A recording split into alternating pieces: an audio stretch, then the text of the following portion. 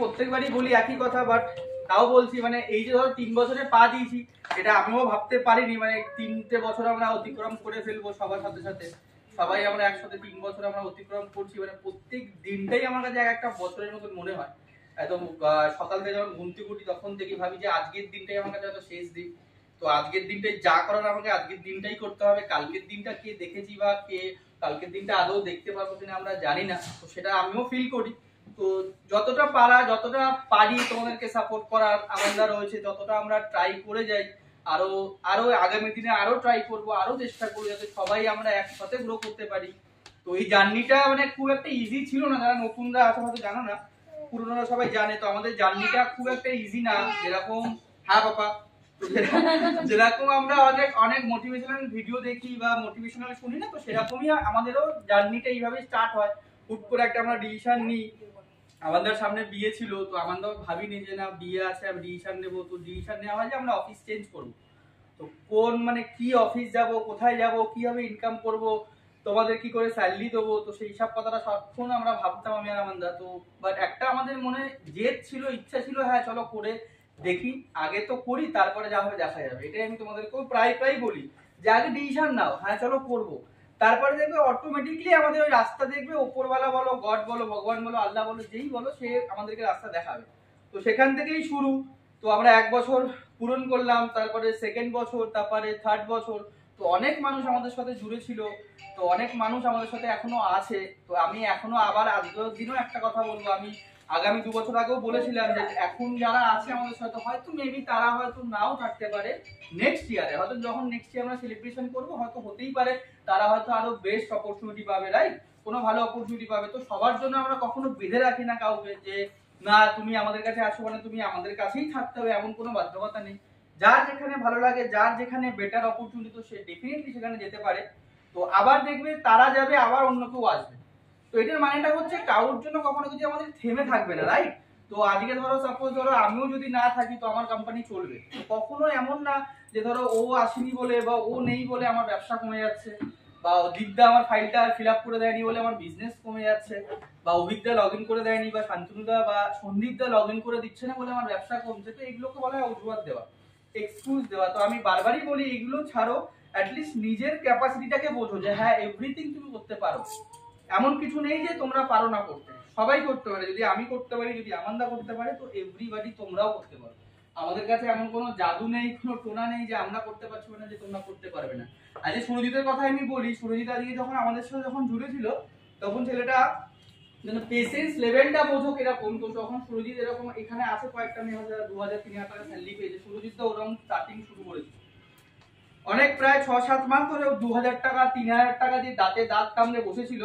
আর শুধু আমি ওকে বলতাম ভাই টেনশন নেও না, একটা সেক্টর থেকে আমরা একটা সেক্টর ছেড়ে এসেছি, তো একটু স্ট্রাগল হবে, একটু ইনকাম কম হবে, বাট দেখো ফিউচারটা ভালো হবে। তো তখন ওরকম 2000-3000 নিয়ে ট্রাই করতে করতে করতে করতে আজকের ডেটে দাঁড়িয়ে আমি এতটুকু বলতে পারবো ও যা ইনকাম করছে, তো একটা গভর্নমেন্টের ভালো র্যাঙ্কের স্টাফও করতে পারবে না। সে যেই বলে একটা গ্যাজেটেড অফিসারও সেই ইনকামটা করতে পারে না যেটা ও ইনকাম করছে।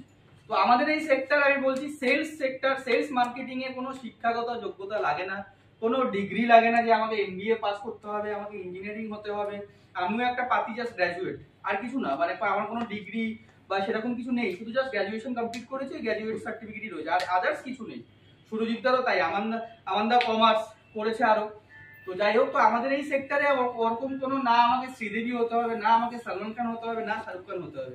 একটা জিনিস শুধু লাগে আমাদের কনফিডেন্স, আর একটা জিনিস লাগে হচ্ছে কমিউনিকেশন স্কিল, যেটা আমরা কথা অ্যাটলিস্ট সেলসে হচ্ছে মেন হচ্ছে কথা বলতে জানতে হবে। যে তোমার কাছে যদি কেউ মাটি যায় তুমি ওই মাটিটাকেও বিক্রি করতে পারবে, তো ওটাকে বলা হয় সেলস পার্সন। তো সেলস পার্সনের জন্য ওটাই বলি, না শিক্ষাগত যোগ্যতা লাগে, না সুন্দর দেখতে হয়, কিছু লাগে না, শুধু জাস্ট কথা জানতে হবে আর কনফিডেন্স থাকতে হবে। যদি আমরা কনফিডেন্স থাকতে পারি তাহলে দেখবে ডেফিনেটলি আমরা এগিয়ে যাব। আমরা অনেক সময় বলি না যে ব্যবসা হচ্ছে না, আজকে হচ্ছে না, কালকে হচ্ছে না, হয় এরকম 10 দিন 15 দিন হয় না, বাট তারপরে আমরা হাল ছেড়ে দিই, রাইট। বাট তোমরা এখানে অনেকেই আছে, আমি ভিডিওতেও বলেছি, তোমরা এখানে অনেকে আছে যারা মোবাইলে গেম খেলি আমরা, তো একটা গেম দেখবে কিছুটা লেভেল পার করার পর একটা লেভেল আমরা পার করতে পারি না, অনেকক্ষণ টাইম লাগে, বাট লেভেলটাকে আমরা পার করি। কেন পার করি বলো তো? ওটা আমরা করি না, আমাদের সাবকনসিয়াস মাইন্ডে ঘুরিয়ে থাকে যে না তোকে এই লেভেলটা পার করতে হবে, লেভেলটা পার করতে হবে, বাট ওই লেভেলটা কিন্তু আমরা গিয়ে পার করি, হয়তো 1 দিন লাগে, 2 দিন লাগে, 3 দিন লাগে। আমার নিজের দিকে দিয়ে আমি বলি, মানে আমারও তাই, 3-4 দিন লাগে, বাট আমি লেভেলটাকে পার করি। ফ্রি টাইমে যখন আমি খেলি লেভেলটাকে পার করি, যতক্ষণ না পার করি ততক্ষণ হয়তো মনে শান্তি থাকে না। বাট যখন আমাদের অরিজিনাল জীবনের কোনো গেম আসে, জীবনটাও আমাদের একটা গেমই, খেলা, এবার ওই জীবনের গেমে না আমরা একবার হেরে যাওয়ার পর ওটাকে আর রিপিটেড করতে চাই না, মানে আমরা হার মেনে নিই, না চলো আমি হেরে গেছি, আমি আর পারবো না। বাট তখন একবারও ভাবি না যে আমি যখন মোবাইলে গেমটা খেলছি তখন আমি হারার পরও আবার ট্রাই করছি লেভেলটাকে পার করার জন্য। তো জীবনের গেমটাকে আরো ভাইটাল হিসাব করো, আরো মানে ইম্পর্টেন্স দাও যে হ্যাঁ আমি পারবো, চলো আমি যদি ওই গেমটাকে জিততে পারি তো আমি জীবনের গেমও পারবো। হতেই পারে আমার কাছে আজকে ফাইল আসছে না, কালকে ফাইল আসেনি, পরশু ফাইল আসেনি, এমনও হতে পারে যে আমার কাছে 15 দিন আমি জিরো, বাট তার মানে এই না যে আমি সারা মাসটা জিরো থাকবো, এটা কোথাও লেখা নেই। যেই মেয়েটা 15 দিন জিরো থাকে সে 16 দিনের মাথায় ঠিক ব্যবসা করে, যেই মেয়েটা ইভেন কি 28 দিন অবধি জিরো থাকবে সেই মেয়েটা 29 তারিখ অবধি গিয়েও ব্যবসা করবে, এটা আমি মানি, বা এটা আমার কনফিডেন্স আছে, এটা তোমাদেরও কনফিডেন্স হওয়া উচিত যে ধরো আমি 28 তারিখ অবধি জিরো। শুধু কি হারটা মানবে না আর কনফিডেন্সটা কখনো লো হতে দেবে না, জানবে যে হবে, কোনো জাদু ব্যাপার নেই। আজ যদি শুভ্রা ব্যবসা করতে পারছে, প্রীতি করতে পারছে, রিনা করতে পারে, পাপিয়া, রিয়া এরা করতে পারে, কাশ্মীরা করতে পারছে, রুম্পাদি করতে পারছে, তো আমরাও করতে পারবো। ওদের কাছে কোনো স্পেশাল কোনো কিছু ভগবান বা উপরওয়ালা পাওয়ার দিয়ে দেয়নি যে ওরাই করতে পারে আমরা করতে পারি না। আর যদি তারা ব্যবসা করতে পারছে, অনুষ্কা ব্যবসা করতে পারছে, তো আমিও ব্যবসা করতে পারবো। এই মেন্টালিটি নিয়ে যদি আমরা আসি দেখবে ডেফিনেটলি ব্যবসা হবে আর আমাদের কেউ হারাতে পারবে না। আর একটা মাইন্ড সেট আপ নিয়ে থাকো যে হ্যাঁ আমাকে ব্যবসা করতে হবে, আমাকে ওর মতন হতে হবে, আমাকেও নিজেকে প্রুভ করতে হবে। তো আমরা যখন স্টার্টিং করেছিলাম আমরাও ভাবিনি যে আমরা এরকম একটা বড় অফিস নিয়ে থাকবো, আমাদের এরকম বড় স্পেস থাকবে, আমিও ভাবিনি, আমান্দাও ভাবিনি, বা শান্তনু সন্দীপ কেউ ভাবিনি। আমরা একটা ছোট্ট ঘরে আমরা স্টার্ট করেছিলাম, সে জানে পাপিয়া